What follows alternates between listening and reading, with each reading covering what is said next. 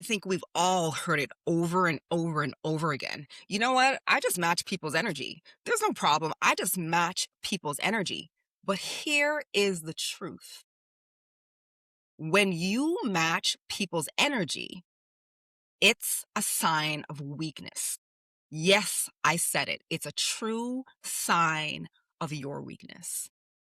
My friend, welcome to my room.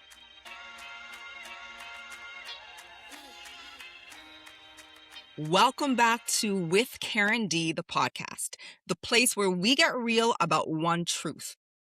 Good things don't come to those who wait. Good things come to those who go out and get it. And today we are going there because I keep hearing people say this with pride. I just match people's energy. I'm not worried. You know what? If they're rude, I'm rude right back. If they're cold, I'm even colder. If they're disrespectful, I'll go deeper. I'll be disrespectful right back. And I need you to hear me clearly on this. That is not strength. That is you. That is not you maintaining your boundaries. That is not power. That, my friend, is reactivity. And reactivity really means that someone else is in control. When you match people's energy, you actually give away your power. When you match people's energy, it is 100% sign of weakness, your weakness. So today we're going to break things down. We're going to talk about why it feels good to match people's energy. We're going to touch on what's actually happening in your nervous system when you do, because that is so important. We're going to touch on how you unknowingly hand over your power over and over and over again. We're going to talk about how to shift from reacting to responding with intention. Now, if you know someone who needs to tune into this podcast because they are that match your energy type of person, I want you to hit pause right now, copy the podcast link, and send this to them ASAP. And while you're doing that, make sure that you like, make sure that you subscribe, and make sure that you let me know what your thoughts are in the comments. Got it? So let's jump right back in, and I want to start with being honest. Right? A little bit of honesty here. Matching energy feels justified. It can feel so good. And I know. Someone snaps at you. My friend, you snap right back. Someone gives you attitude, whether it's in a social circle, whether it's in the office at work, you serve attitude right back at them. And sometimes they get, sometimes they get an extra dose. In the moment, in that exact moment where you're serving it right back at them, it feels like you're standing up for yourself. It feels like you not letting people walk over you. It feels like you keeping it real. But here's what's actually happening. Your nervous system is going into a threat response. It jumps into protection mode. It gets heightened. So when someone's tone changes, when someone's body tightens or a facial expression in front of you hardens, or looks mean, your brain reads this. I detect a threat. It may be a professional threat. It may be a social threat. It's just a threat to you. And your survival brain does not say, let me stay grounded and lead this interaction. It says this. It says match it. It says defend yourself. It says protect yourself. So in that instance, you're not choosing your response. You're mirroring their response. And that, my friend, is not self-leadership. That's your emotional reflex. It also means that you're human, right? However, you can intentionally choose to show up differently. Now, here's what's really happening when you match their energy. And this is the part most people never think of or aren't even aware of, which is exactly why I'm talking about it here today. When you match someone's energy, you're letting them set the tone for your emotional state. You are letting them dictate how you act. They walk in cold, now you're cold all of a sudden. You started the day good, but they walked in cold and you're matching it. They walk in tense, all of a sudden you're tense. They walk in and they're messy, they're chaotic. All of a sudden, you're chaotic. And you may have your own examples. I'm just sharing a few. But here's a fact: who's leading in those situations? It's not you. They literally pulled the string and you moved. That means that your emotional state is being dictated by your external circumstances or someone's external behavior instead of your control, instead of your internal control. And the second your emotional state is externally controlled, my friend, your power is gone. It's zeroed out. Because here's the thing: power isn't volume. Power is not about dominance, no matter what you see on TV and how we've been socialized. It's not about winning an exchange. Real power is about self-regulation under pressure. The most powerful person in the room is the one who can choose their state, their emotional state, not the one who reacts the fastest. The most powerful person in the room is the one who decides that external factors do not get to dictate how they personally respond, no matter the type of climate. And this, my friends, is possible for everyone, should you choose to do the work and show up in this manner. I remember working with a client who had come to me and shared that his colleagues described him as a hothead. And I won't describe any further because I think we all know, or we all have at least one hothead around us. It's that person who, gets set off by little things and they can literally go from 1 to 1,000 in 2.2 seconds.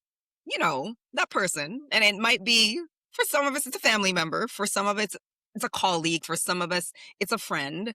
It's that person where you feel like you have to be very careful with what you say or how you ask them questions because you don't want to set them off.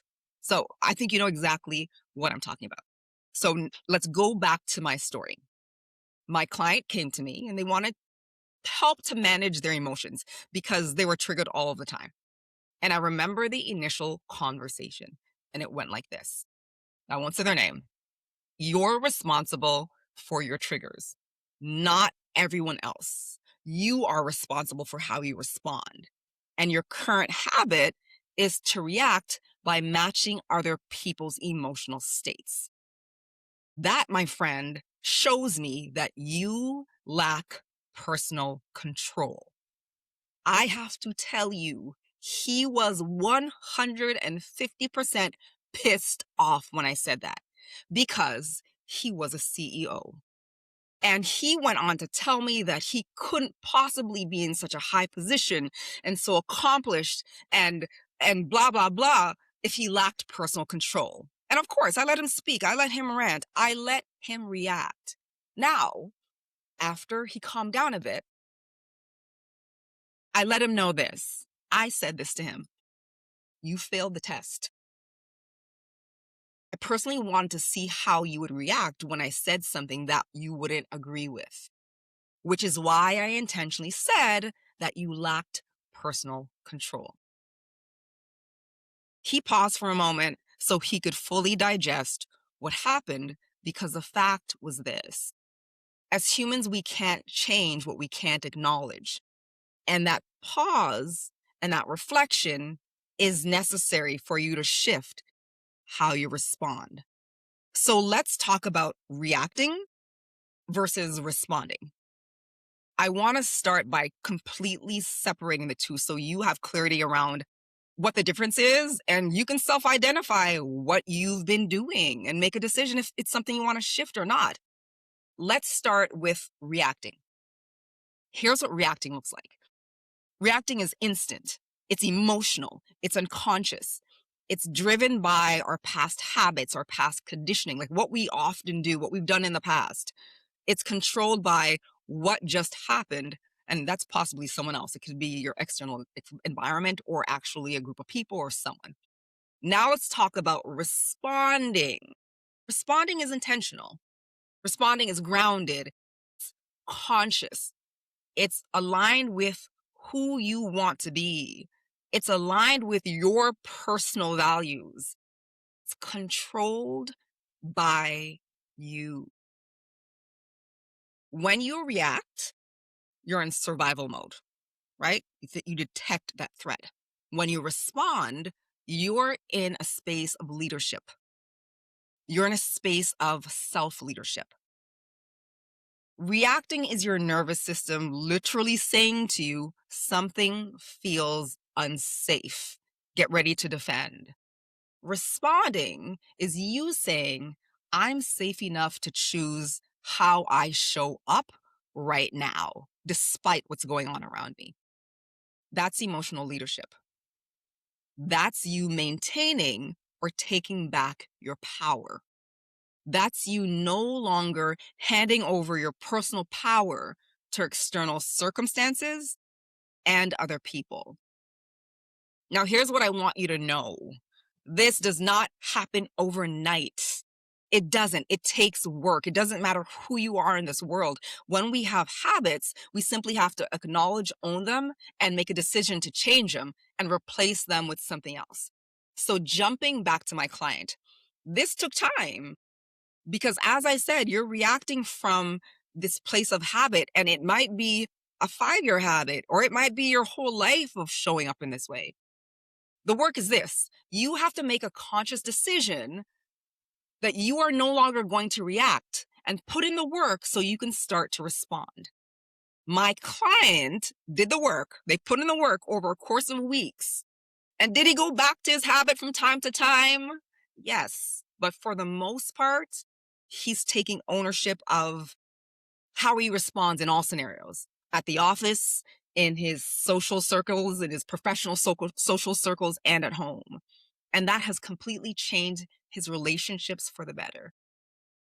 So I know some of you may be asking, well, Karen, why do we hand over our power so easily? What's the truth, or like what's behind it? And I want to talk about that.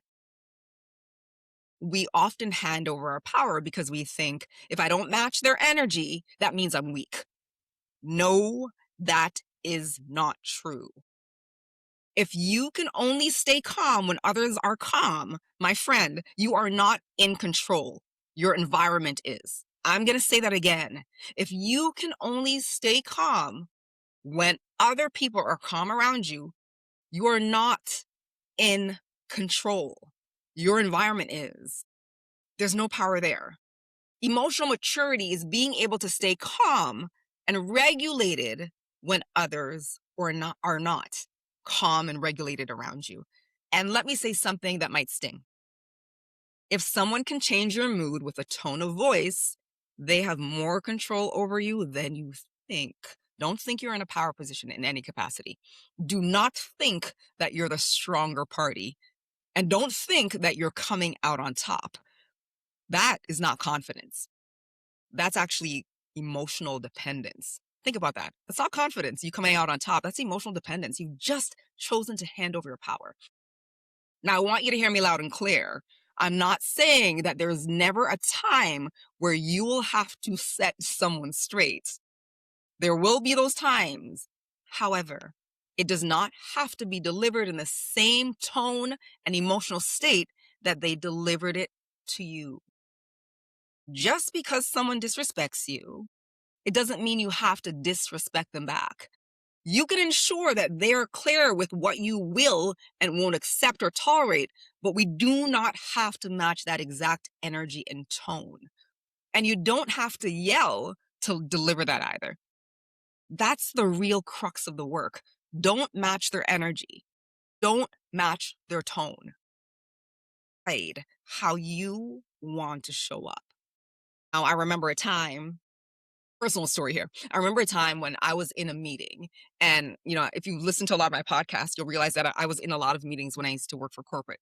Yes, I was, and I loved it. But I remember a time when I was in a meeting and there was conversations going back and forth, and people were disagreeing, but it was a great conversation, just intel, just different ways of thinking about things. And out of the blue, a colleague of mine snapped at me to get my attention, right? And started to speak loudly at me. And in that moment, I could have turned around and given them a tongue lashing. But I decided to choose how I responded. I decided to take ownership because I knew who I was at this boardroom table, and I decided to show up in a certain way. So was I pissed? Heck yeah, I was pissed. I was freaking fuming. But I decided to choose how I showed up. Here's what I did. I completely turned my body to face that person. I looked them dead in their eye, and I said this: first of all, please don't ever snap at me again. I am not your child. And if you would like to address me in the future, I ask that you address me respectfully by my first name. And then I turned back around to face the rest of the table, and I contributed to the meeting. My conversation with this person was over. I didn't match their rude energy. I didn't retaliate and mirror the snap. I decided that I could show up calmly, but I also get to say what I want to say, and it doesn't have to be like them. Got it? Now let's talk about how you can get there if you have been matching people's energy for far too long. This is where the real work begins, and it's real work. First, you want to recognize that trigger, right? Recognize the trigger. When someone's energy hits you, may that be them shouting, may it be them being disrespectful, it could be them being dismissive or even ignoring you. I want you to pause and internally ask yourself this question: what am I about to mirror right now? You see, that micro moment of self-awareness is the key to you maintaining your personal control.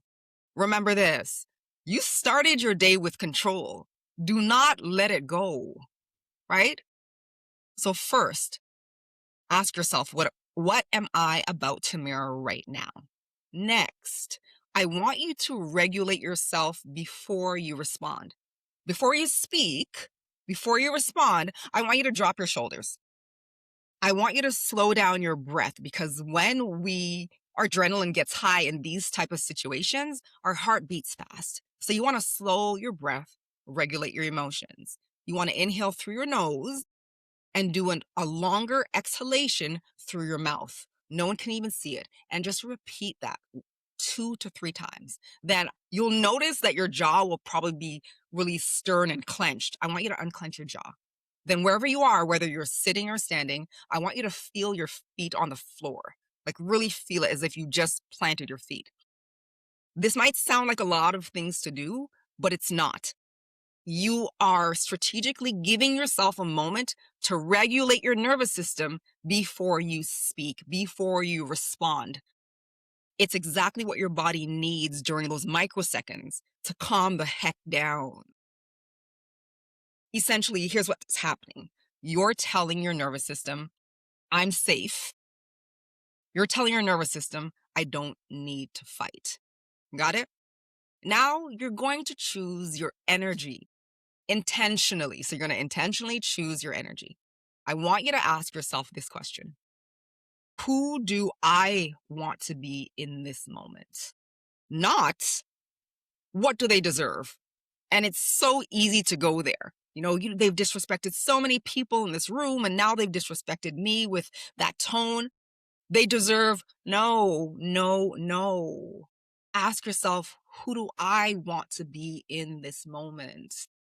Not what do they deserve.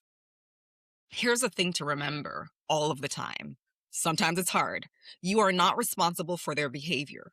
You are 100% responsible for your response and your own behavior. Got it? Next, I want you to lead the emotional tone. You said it. Lead it and set it.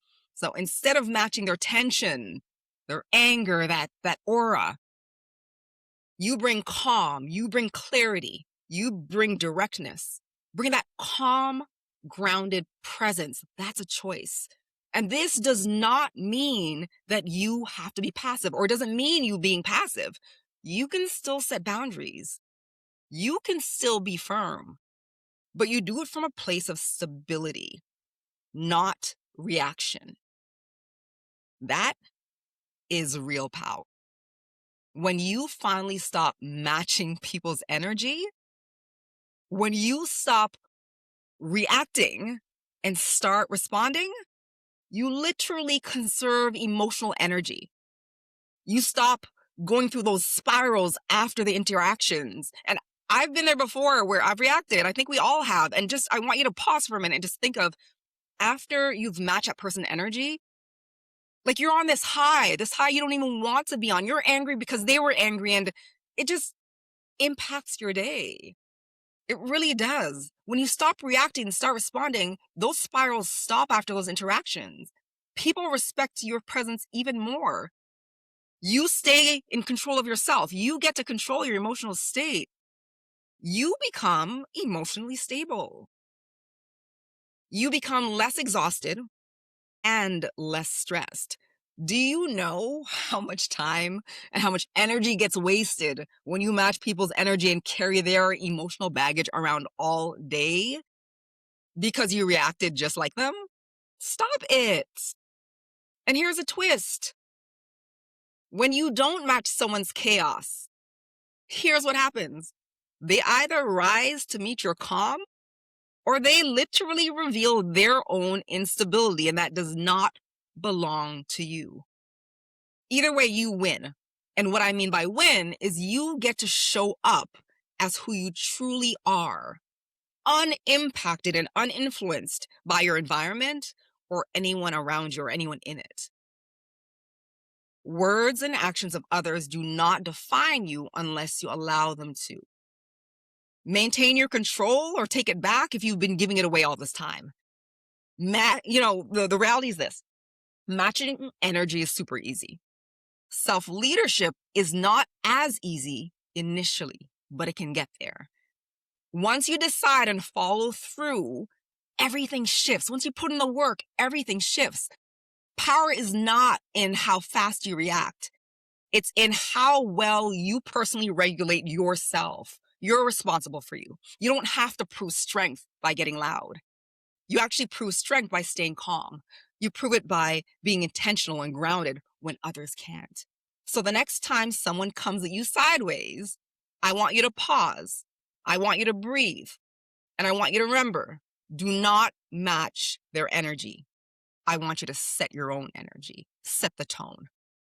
Now, if you know someone who needs to hear this episode, please forward it to them. And like I said previously, if you haven't done it already, please like, subscribe, and ensure that the notifications are on so you can know when we drop our new episodes, which are every Thursday.